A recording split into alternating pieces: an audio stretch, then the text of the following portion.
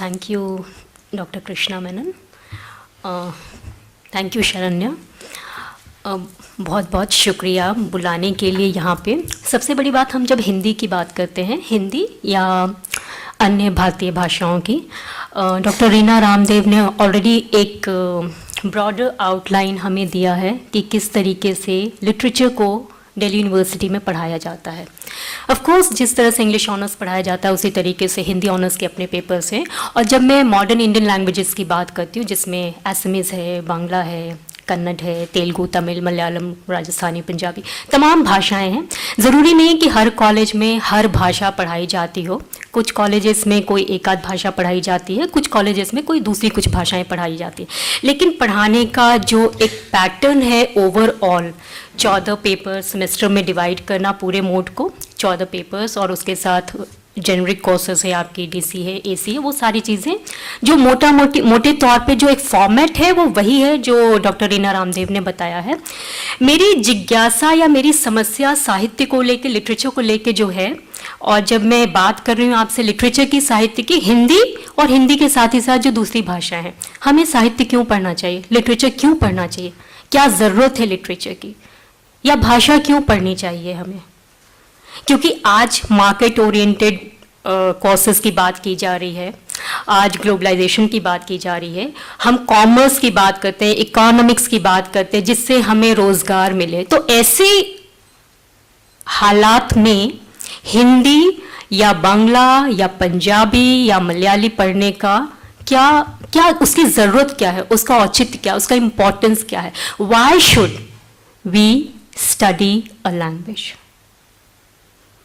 अब हिंदी से हमें कोई बहुत बड़ा रोज़गार तो मिल नहीं रहा है, पंजाबी असमीज़ पढ़ के तो कुछ खासा होने वाला नहीं। और जिस तरीके से सरकार परसेंटेज पे आ रही है, जिस तरह से चीज़ों को कट किया जा रहा है, उसमें सबसे खराब स्थिति में अगर कोई चीज़ है तो वो भाषाएं हैं, और भारतीय भाषाएं, इंडियन लैंग्वेजेस। हमारी स्थिति वाकई में बहुत अच्छी नहीं है।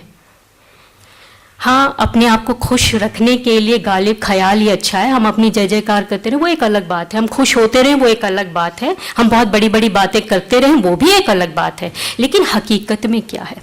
मेरे ख्याल से क्यों हमें हिंदी या बाकी भारतीय भाषाओं को पढ़ना चाहिए? स्कूल में एक ट्रेंड देखा जाता है। जब मैं स्कूल में पढ़ाती थी, काफ़ी रेप्यूटेड पब्लिक स्कूल्स में मैं पढ़ा चुकी हूँ, ओवर ए डेकेड, 10, 12, 15, 18 साल तक, और नाम लेना ज़रूरी नहीं है। हमेशा हिंदी को लेकर के एक जो कमेंट आता है वो ये है, Hindi is the language of drivers and conductors, maids and ayahs. जब हिंदी के बारे में हम इस तरह का कमेंट करते हैं तो उसके बरक्स यदि हम बाकी भारतीय भाषाओं को रखते हैं तो उसके बारे में क्या बोला जाएगा, ये हम सिर्फ अंदाज लगा सकते हैं, इसकी सिर्फ हम कल्पना कर सकते हैं, हम केवल इसको सोच सकते हैं।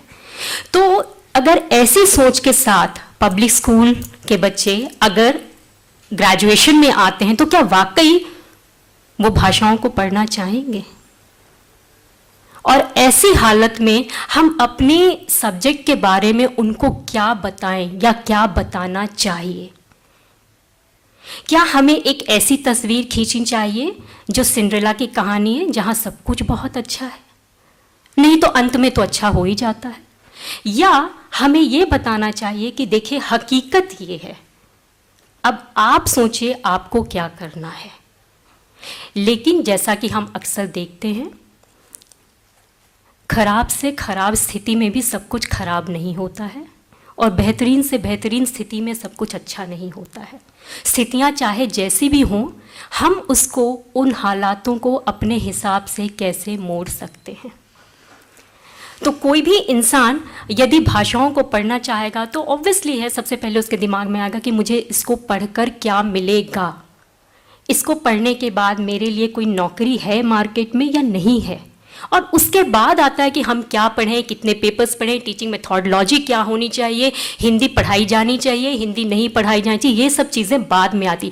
पहले जिस सब्जेक्ट को मैं पढ़ रही हूँ, क्या वो मुझे रोज़गार देगा, क्या वो मुझे एम्प्लॉयमेंट देगा, क्या मैं अपनी रोज़ी रोटी उससे बचा करके रख सकती हूँ?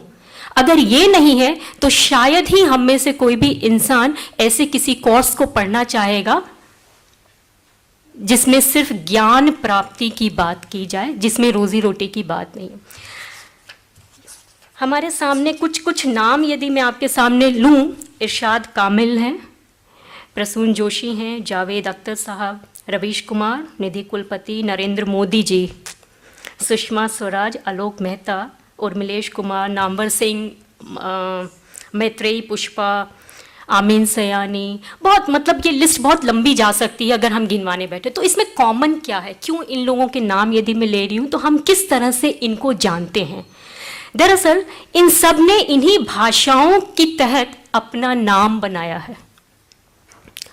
कोई थिएटर में है, कोई ट्रांसलेशन कर रहा है, कोई लिरिसिस्ट है, कोई पटकथा लेखन कर रहा है, कोई एक्टिंग में है, कोई कुछ, मतलब कहने का कि भाषाओं की स्थिति आज चाहे कितनी भी डगमगाती सी हमें दिख रही हो, लेकिन फिर भी जो एक क्रिएटिव सोच है, इंसान को कुछ क्रिएट करने का, एक सर्जना करने की जो खुशी होती है, वो आपको भाषाओं से ही मिल सकती है। और सब कुछ खराब है ऐसा भी नहीं है, स्थिति इतनी खराब भी नहीं है। अब इससे जुड़ी हुई दो चीज़ें हैं कि आज आप देखें मीडिया ने पूरा कब्जा कर रखा है, बाज़ार उसके ऊपर हावी है, बाज़ार जैसा चाहता है मीडिया, और मीडिया के बाद साहित्य, बिल्कुल उसी तौर पे हम प्रोडक्ट की बातें करते हैं। आज हम क्लासिक्स की बात नहीं करते हैं, या आज हम अच्छी पुस्तक या अच्छे लेखन की बात नहीं करते, हम बोलते हैं वो प्रोडक्ट बन के आ गया है। तो जब मीडिया, जब बाज़ार रूल करेगा, जब ग्लोबल स्पेस आएगा, तो हर वो चीज़ जो कभी क्रिएटिव हुआ करती थी, जो इंसान को सुकून दिया करती थी, वो अब एक प्रोडक्ट में तब्दील हो गई है, एक प्रोडक्ट में ट्रांसफॉर्म हो गई है। तो भाषा, अगर आप साइको पढ़ना चाहें या सोशो पढ़ना चाहें या पॉलिटिकल साइंस पढ़ना चाहें, इन सब चीज़ों के लिए भी भाषा का होना बहुत ज़रूरी है, क्योंकि जब तक आपकी अपनी ज़बान नहीं है, अपनी ज़बान में आप चीज़ों को समझ नहीं रहे हैं, पढ़ नहीं रहे, तब तक आप इन डिसिप्लिन्स को भी नहीं पढ़ सकते। तो एक तो दूसरे डिसिप्लिन्स को समझने के लिए ये ज़रूरी है भाषा, और दूसरी चीज़, जब हम लिटरेचर की बात करते हैं तो लिटरेचर सिर्फ क्लासिक्स को पढ़ने का ही नाम नहीं है, और आज की दुनिया में खास करके हम बहुत अलग थलग नहीं रह सकते, इसलिए लिटरेचर को पढ़ने का एक तरीका ये भी है कि कोई भी कहानी या उपन्यास जब आप पढ़ रहे हैं तो उसके पीछे पॉलिटिक्स क्या है, वो क्यों लिखी गई है, उसको पढ़ने का तरीका क्या है, उसमें सोसाइटी कहाँ रिफ्लेक्ट हो रहा है, उसमें मैं कहाँ हूँ, उसमें वो जो चीज़ें नहीं पढ़ी जा रही हैं वो क्या हैं। तो कुल मिलाकर के बहुत सारे डिस्कोर्सेस जो हैं, क्या वो उन चीज़ों को रिफ्लेक्ट करती है, और उनकी समझ हमें क्या लिटरेचर देता है, और समझ के साथ ही साथ सही और बुरे को अलग करके देखना, उसकी तमीज़ जो है अगर हमें कहीं से मिलती है तो वो लिटरेचर ही है, वो साहित्य ही है। और आखिरी बात वो ये कि हिंदी या बाकी भाषाओं को बहुत सारे लेने वाले लोग नहीं हैं, बहुत सारे लोग उसे पढ़ना नहीं चाहते हैं। कुछ ना कुछ कमियां हम लोगों के अंदर हैं, जो लोग कोर्स ऐसा डिज़ाइन करते हैं, लेकिन मैं आपको बताऊं कि उसमें सिर्फ सूर, तुलसी या कबीर ही नहीं है, उसके अलावा भी बहुत कुछ है।